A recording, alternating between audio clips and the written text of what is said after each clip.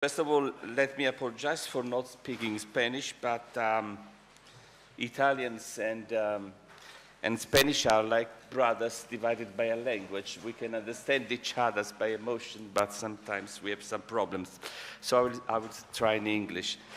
Of course, many thanks to the e-commerce organization for this invitation, which I appreciate very much as a recognition of the Italian contribution to the issue that we are discussing today, starting from the Scuola di Milano, who started this topic of the restoration of modern since the very beginning of the 80s. And here again, I want to thank Carlos Sambricio for having started his introduction quoting Raymond Queneau, because I want to start my speech quoting another writer, well, not only a writer, but a writer and a scholar of text, which is Pierre-Marc de Biasy,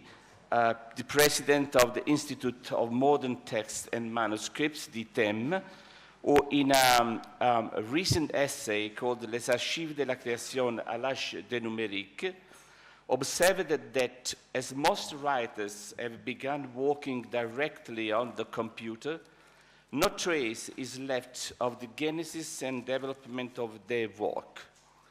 Literature is becoming a realm from which the rough copy has been banished. Nowadays, as we all know, writers write using text software, making correction directly upon what they've typed, and then, just send off the final result to their publishers in the form of a file attached to an email.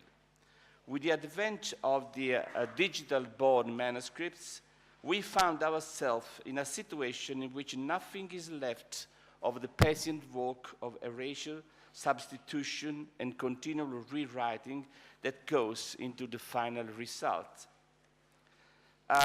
In medieval times, we had the age of parchment, whose best expression is the palimpsest, which is not a material object, but it's an approach to culture. And then we have known and experienced it myself, in my generation, the age of paper, which preserved all the work of correction to a text, generating not only text, but even more what you said about Ginsburg, the hermeneutic of the text. And now we have reached an era in which the most widely used support for writing absorbs all pentimenti. Hence, the paradoxical proposal by Pierre-Marc de Biasy to develop a software that could create a new file every time the text is changed, thus preserving each and every correction in chronological order. Which goes actually in conflict with another paradox, the paradox of the hard disk. That means that what was invented to enhance memory actually poses the greatest threat to the preservation of itself in its material aspects. Richard Turdiman, in Present Past, Modernity and Memory Crisis, has observed that the advent of the modern world in the 19th century turned memory into a cultural and social problem. That means that from just being a natural source of comfort and reassurance, memory became a cause of anxiety for those bought too little and too much of it. And just to quote the title of the most recent book by Paul Cornerton, Modernity Forgets, unlike a culture based on written texts, our culture, based upon mechanical reproduction, does not tend to leave traces. Furthermore, digital communication reduces the profundity of thought to a sort of very a veneer, a surface of images, forming a continual cascade. The images which such communication produces are not, let's say, engraved upon our minds, subverting the value of remembering.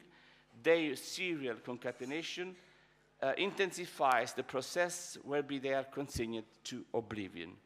And all this takes place alongside the development of a veritable industry of memory, in which, sentimentalized as nostalgia, memory becomes consumer merchandise and the object of political negotiation. I don't know a better case study on this respect on the city of Berlin.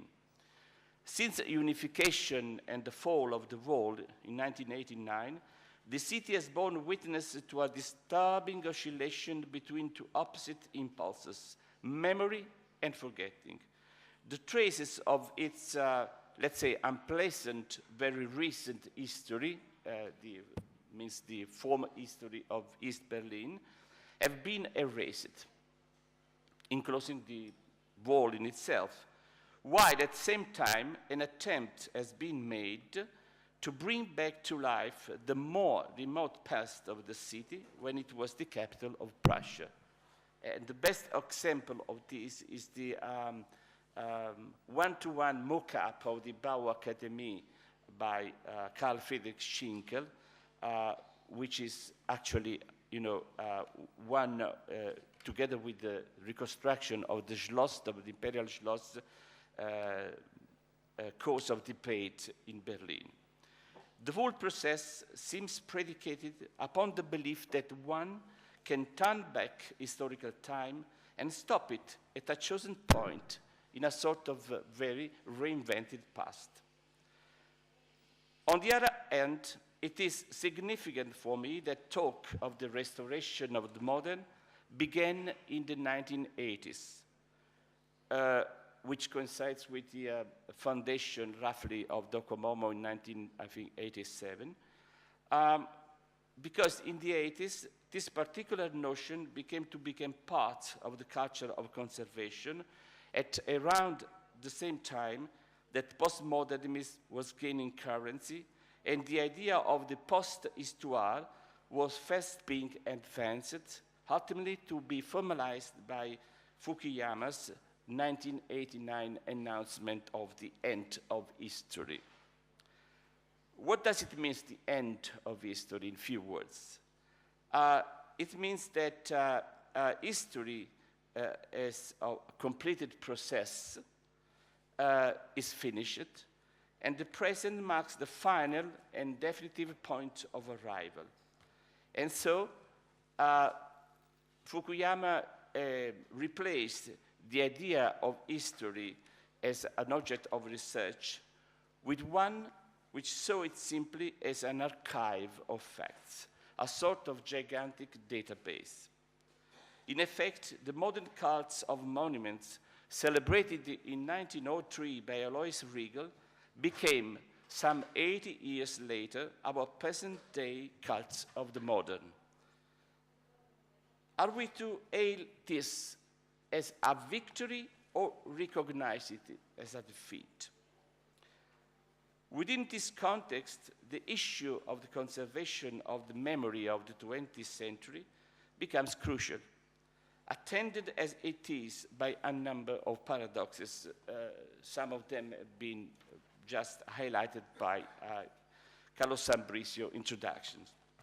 On the one hand, this focuses upon the need to preserve architectural heritage of the 20th century, but are we sure that this is a full recognition of its historical value in the sense encapsulated in the Alois Riegel description and observation that I'm quoting, by the mere fact of being a monument that is having existed for a certain length of time, every work created by the hand of man enjoys the right to be protected? However, This conservation might also be read as implying that such architecture has lost its use value. Its operational life is over, and now it becomes a museum of itself, a museum object. Here, of course, one cannot fail to perceive the irony of this shift in role, from living participant into the present to witness of the past, for a modern architecture which was first inspired by the need for a rebellion against the paralysis of the past. In other terms, we could say that born to be new, the modern itself finds itself old, reduced to being the ruin of itself and at the end of its career in the world.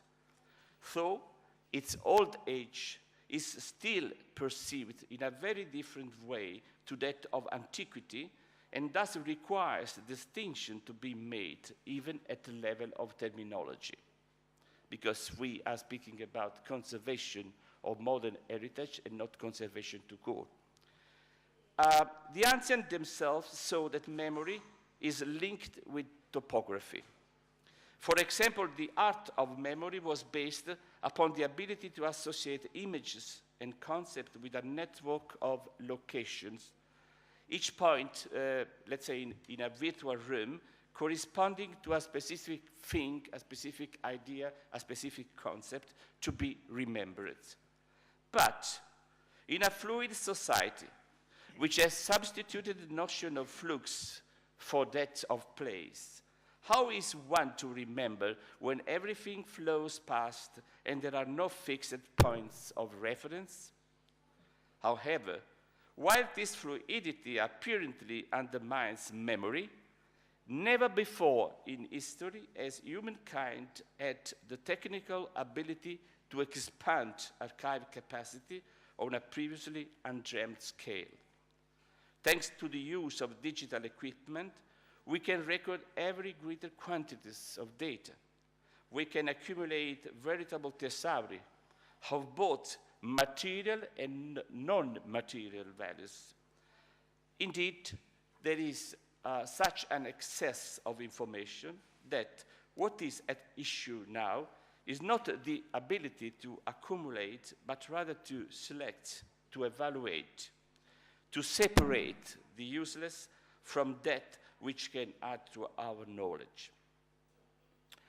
Caught between hypermnesia and total oblivion, we are, however, without shared criteria necessary to make socially significant choices. And as a result, each cultural decision is afflicted with a relativism that fuels controversy rather than creating identity. Now, how does all this affect the issue we are here to discuss, let's say conservation of the modern heritage? To summarize the argument I want to put forward here, I would in schematic terms say that its result is a lack of clarity in the strategy with which to approach the collective value of memory, reflected in a certain indecision with regard mainly to two key aspects of remembering. What is to be remembered and how? So it's the quantity and the quality and the approach. One of the basic facts one has to start from is simply that of quantity. As we can see from the UNESCO policy concerning World Heritage Sites, an increasing proportion of our planet is becoming the object of some form of conservation and general protection. Furthermore, the focus of such protection has gradually shifted from conservation of individual buildings to the preservation of entire urban districts, landscapes, sites, and even, as I said before, the non-material aspects of culture studied by anthropology, let's say oral traditions, rituals, historic system of interaction with a particular environment, even languages, even the use of particular idioms and languages. And the same phenomenon can also be seen with regard to the heritage of the modern. The first form of protection concerned themselves with single buildings of powerful, symbolic, or evocative association.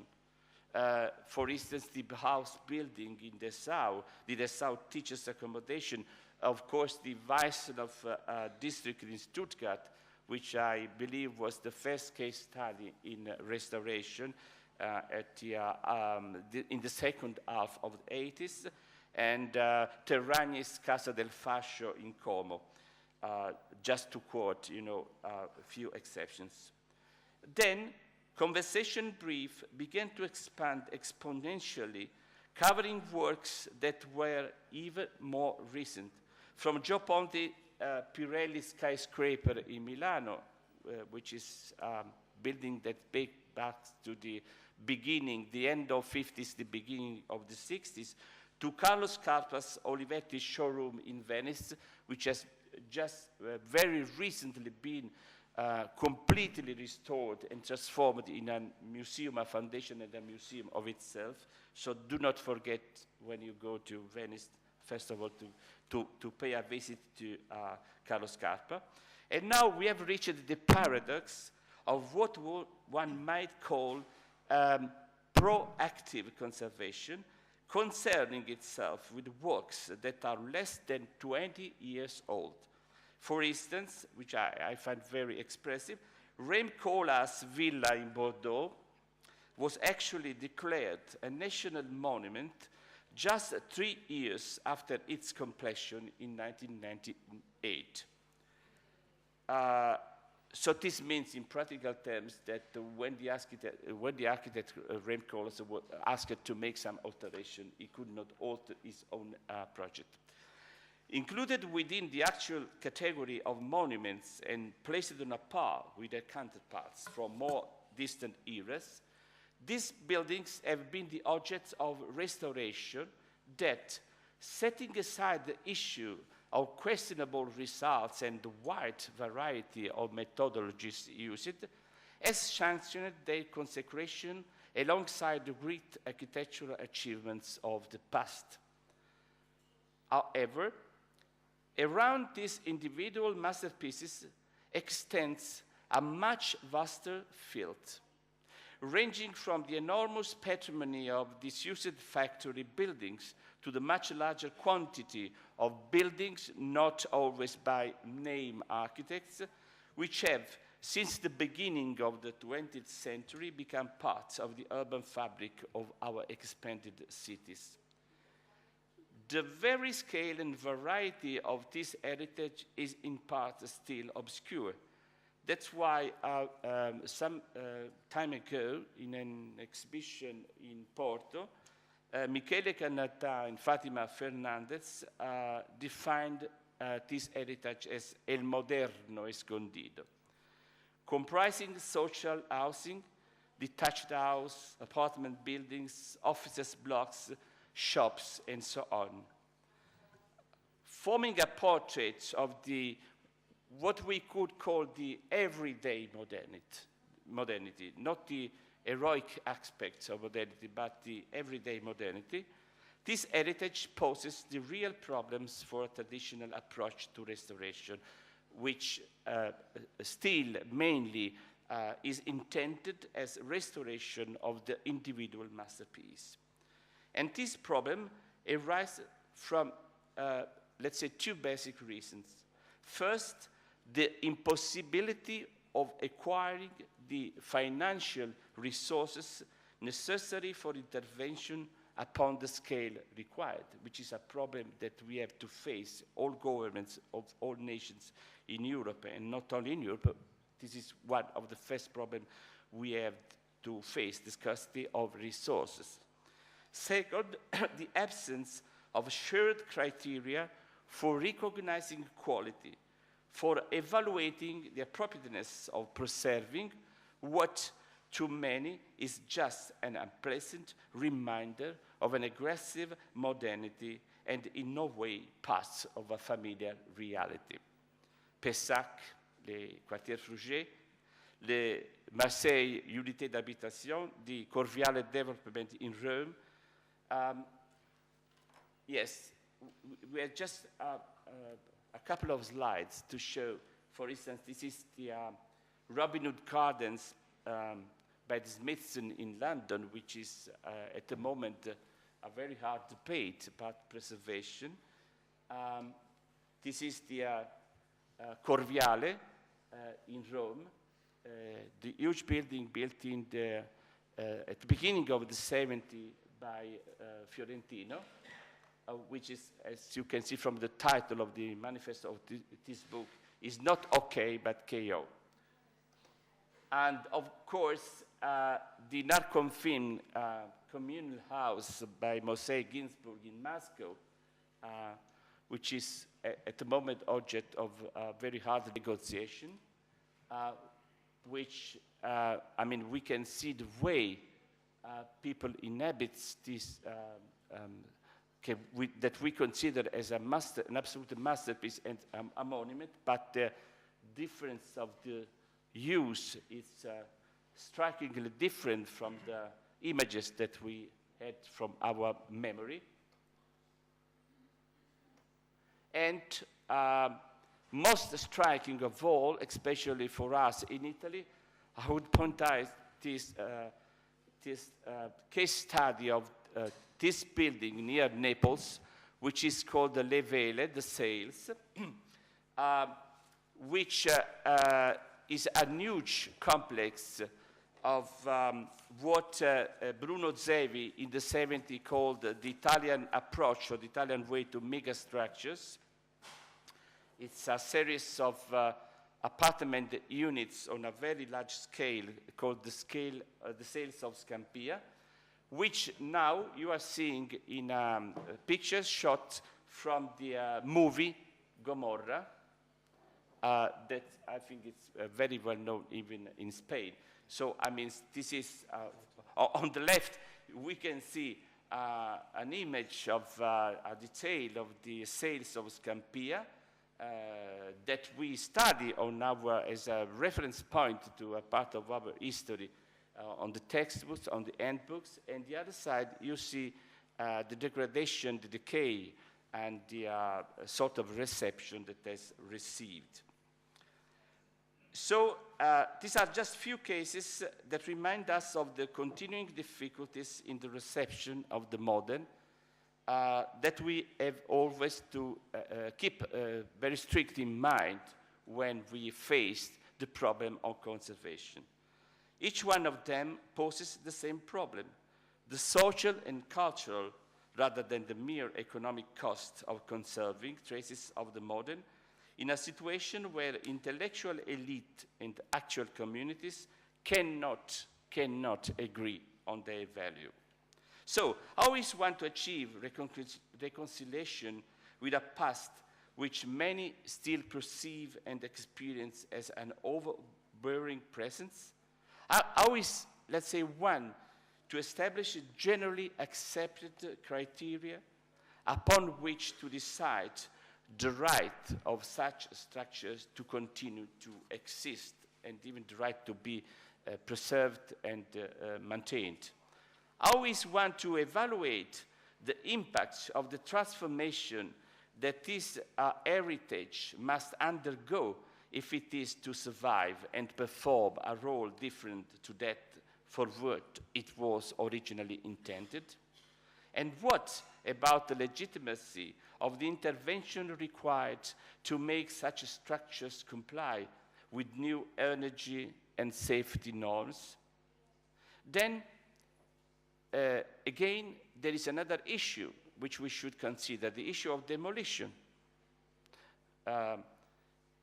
Demolition, partial reconstruction, and addition of new buildings to old parts of building remaining. When it is legitimate to preserve the value of entire stretches of urban fabric, for example, in the case of social housing estates or the industrial facilities, brown areas, and at the same time provide a new lease of life through modification.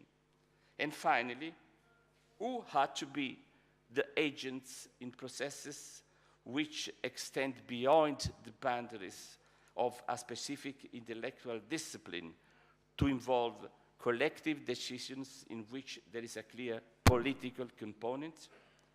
Of course, a key role here must be played by those who work in these fields.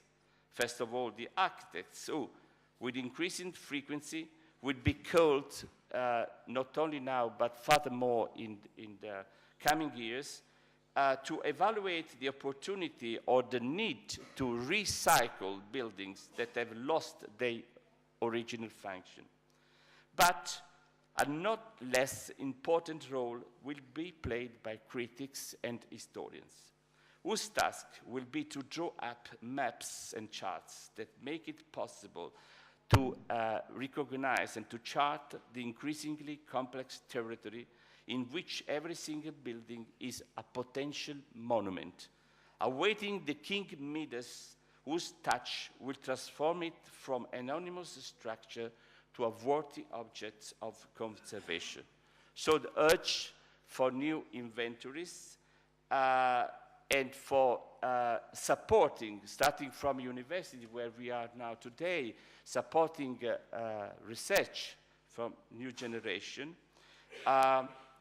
This issue is of a no small importance, and once again highlights the changing, never static character of architecture, a character that must, time and again, be redefined within a rapidly changing context, whose very essence is influenced by the shifting cultural perspective of a specific, historically determined society. In effect, if one is to evaluate the past, one must bear in mind the perspective from which one is viewing it. The notion that l'école des annales in France applied to historical source is also valid for our architectural heritage. Far from being a fixed entity, some sort of pre-existent seam or a quarry to be mined, some hidden treasure waiting to be discovered, heritage is a cultural and ideal construct. It's the result of an intentional awareness that identifies it as such. In short, our heritage is a project which changes as we change. Sure, the heritage is not a fixed idea, but is something that continuously modifies itself, its consistency, and its quality. So this view of restoration as a veritable project led us behind the notion of a defensive, a merely defensive safeguarding, to a vision of conservation as an opportunity to rethink the instrument and rationale of architecture. The starting point is the architectural work itself, a body which is being examined by the architect who aims to trace a profile, a patient profile, like a physician with a human body, to identify its fundamental characteristic and then deduce potential uses that are sustainable with the particular form of its spaces.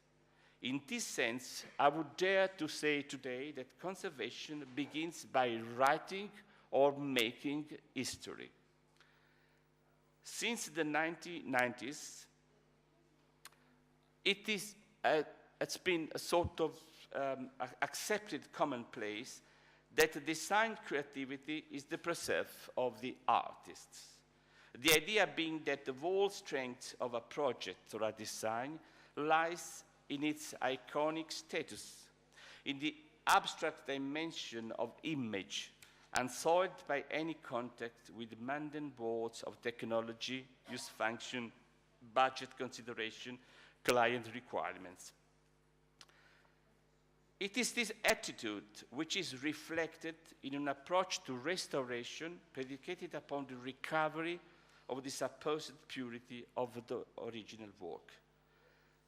By reducing the structures to a mere image, this is a very nice case study that I discovered on internet. It's the website of the Robbie House Foundation, the restoration project with, as you can see, is starting from here. This is, I mean, the original aspects, and this is the actual state of conservation. And then they show you how adding pieces by pieces, and color by color, tone by tone, even carpets, floors, and everything, they go back to what they say the original state, which is a pure clone of the previous material. So, reducing, as in this case, the structure to a mere image, this discards the complexity of the building as a physical material reality. On the one end, therefore, there is the desire to underline the value as art and testimonial of buildings which had initially been conceived as the expression of an ideology predicated upon function, flexibility, the acceptance of the non-permanent, and the experimental limitation of durability. On the other, there is the dilemma posed by conservation, which does not always have defined technical or intellectual responses to the various issues raised by this desire to prolong the life of such modern architecture without distorting its main features of image, space, function, and use. When is one then to apply the term restoration rather than modification, maintenance, or planned conservation, or proactive conservation? When is one justified in partial demolition or reconstruction in order to preserve the overall value of entire stretches of fabric and yet grant them a new lease of life through modification? The very wealth of terminology reflects a degree of uncertainty in both concept and procedure. It is a situation for which Rem Koolhaas, since his last exhibition in the Segima Biennale in Venice, and actually at the moment in an exhibition at the Museum of Contemporary Art in New York, has coined the term chrono-chaos. The difficulties in understanding how we are to rebuild and remember led towards the creation of a new sort of artificial memory, based not so much on the linearity of history as upon synchronicity. It is a situation in which the past extends and overlaps with the territory of the present. However, far from representing the vindication of an authentic culture of history, these overlaps seems to manifest itself in a series of contradictory ways that lead one to ask, history, okay, but what history are we talking about? History in what sense? Is it history envisaged as a process that continues and thus acts upon the contemporary, or is it history reduced to the mere status of pure image, let's say a fetish of itself? The problematic interwave of theories, practice, approaches that underlie the general term conservation of modern heritage is a clear symptom of this state of aporia. Even the supposed specificity of the 20th century architecture, in both ideological and material terms, can be a source of doubt and uncertainty. Of course, the techniques adopted in the 20th century broke with a millennial tradition of building technology, well known to us both in its compositional components, its behavior over time, its suitability to environment conditions. In effect, pre-industrial architecture forms a sort of rather homogeneous and widespread corpus, an heritage that can be conserved with a good degree of efficiency. While, on the other hand, we are rather less well versed in the restoration of cement, concrete, glass, ceramic, steel, plastic, for instance, has been proved in Milan with the restoration of the Pirelli building after the attack of 7 years ago. And we know even less about how to reconstruct the essence and design of the finishing and fixtures in such materials.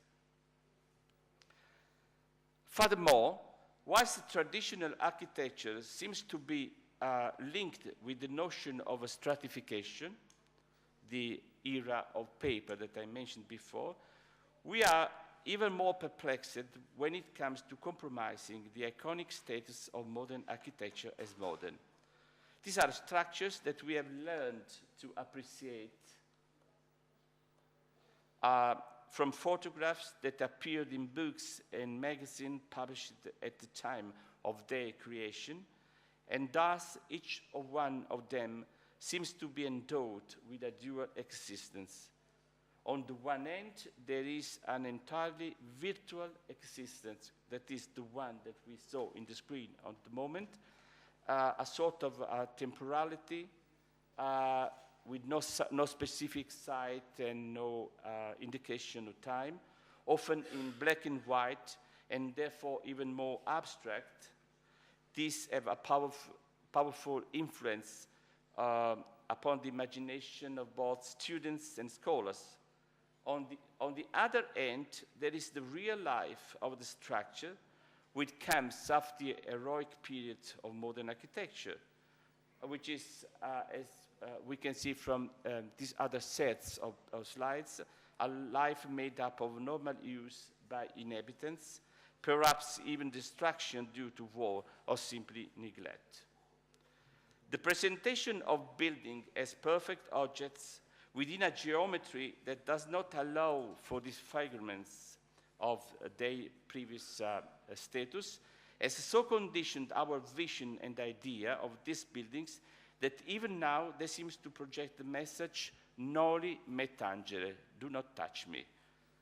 Furthermore, one must recognize that a general negation of decay, aging, and even death has become a characteristic of our vision of life, often resulting in a sense of rejection or even repulsion towards anything that has the character of a ruin. Despite the best intention of some of the thinkers and founders behind the homomo, this attitude has often generated an immediate impulse to make things as they were, perhaps even improving them, just overlooking the very reason that we want to keep a building. The focus has been solely upon how we can technically do so. Application to a building of our notion of cultural heritage requires first and foremost an act of historical rather than technical awareness. It implies recognition of the value that the structure bears witnesses to, the value it has acquired for us in social and material conditions that are very different to those in which it was first created. Hence, conservation, whatever you may call it, restoration, redevelopment, or maintenance, reveals itself to be the first step in the construction of a collective identity, in which a trace of the past adapts to the context of the present as an active participant, not simply as the reproduction of some presumed original purity. Almost always, the image made pristine is nothing but an embalmment corpse, the external appearance preserved, but the essence lost.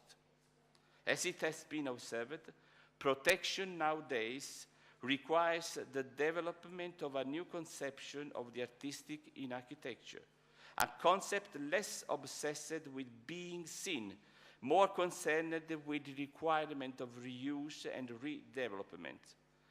And I would like to remember that reuse is almost never spectacular in character, as it is iconic architecture.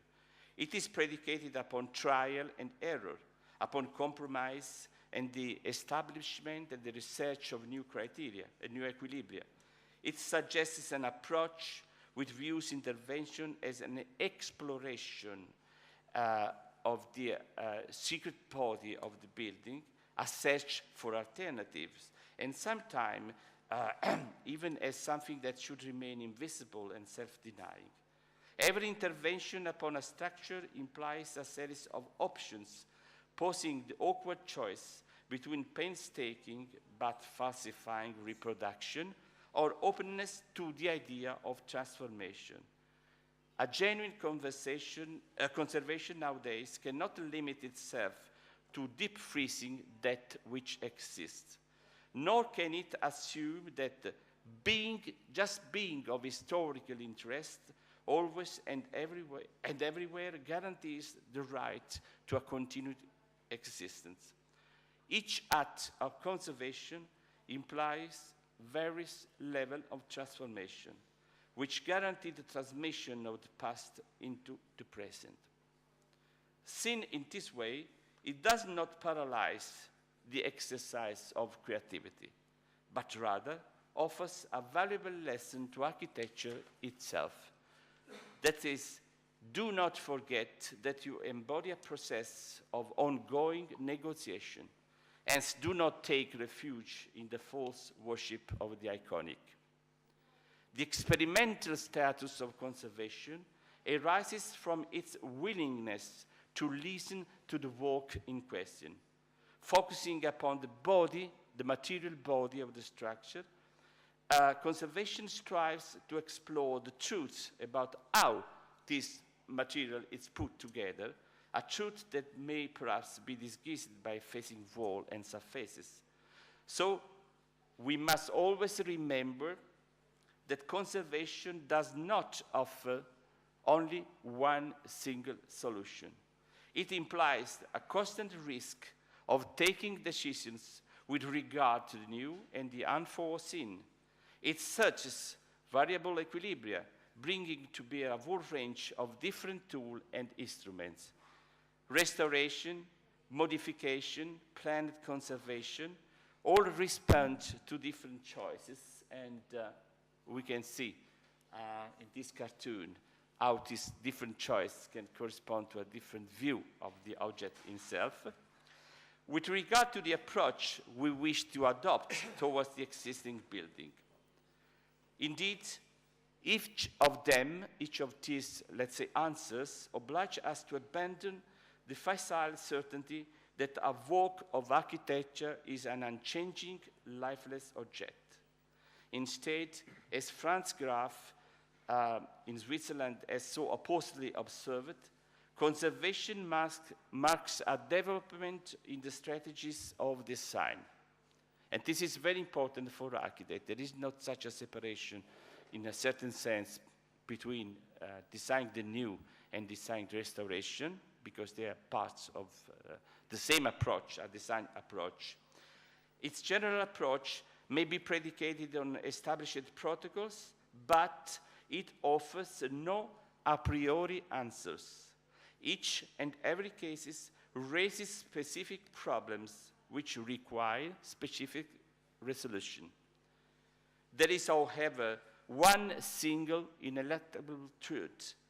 Each restoration à l'identique is a dangerous illusion, is a deception that denies the process of memory and replaces the complexity of stratification with a mere mirage, with a ghost, which, like almost all ghosts, is both disturbing and disconcerting. Thank you.